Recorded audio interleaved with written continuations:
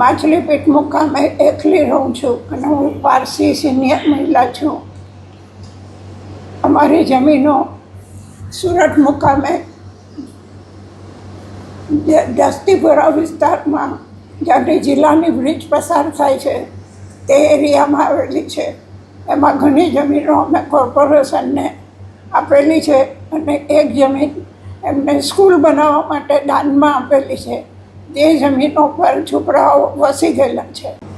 હાલમાં જે ઓહાપો ચાલી રહ્યો છે અને જે બધા સમાજના કહેવાતા આગેવાનો એ લોકોને જે બધી મદદો કરી રહ્યા છે તે પોતાની રોટલી શેકવા માટે છે. બાકી કોઈના પર હમદર્દી બતાવવા કરે છે એવું માનવાનું કોઈ કારણ નથી. કારણ કે આટલા વર્ષોમાં કોઈએ એક પૈસો ખર્ચ્યો નથી કે એ લોકોની કોઈ મદદ કરી નથી. તે મેં મારી નજરે જોયેલું છે. મારી જમીનો ધરાવવાનો મને એક સિનિયર સિટીઝન અને એક મહિલા તરીકે પૂરો હક છે. ત્યારે મને કોઈ આગેવાનો બચાવવા આવતા નથી. મારી જમીનો પર આટલા દબાણો કોઈએ મને આવીને એક પ્રશ્ન પૂછ્યો નથી કે કંઈક મદદ કરી નથી.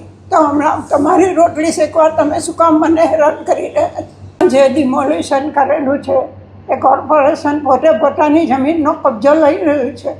એમાં કોઈ વિરોધ કરવાનું શું કારણ છે તે મને સમજ પડતી નથી. મને એમ લાગે કે મારી બાકીની જમીનો પર એ લોકોની કોઈ ખરાબ બેનાટ હોવાથી આ પ્રશ્ન ચગાવી રહેલા છે. હું આગામી દિવસોમાં પોલીસ કમિશનર, કોર્પોરેશનના કમિશનર, મુખ્યમંત્રી અને સૌથી પહેલાં નરેન્દ્ર મોદી શ્રી સાહેબને મળવા માગું છું. કારણ કે જ્યારે મહિલા આરક્ષણ માટે આટલો પ્રચાર થઈ રહ્યો તો એક વૃદ્ધ મહિલાને બચાવવા માટે તમે શું કરશો? નાયબ મુખ્યમંત્રી શ્રી સંઘવી સાહેબને પણ રૂબરૂમાં મળવા માગું છું.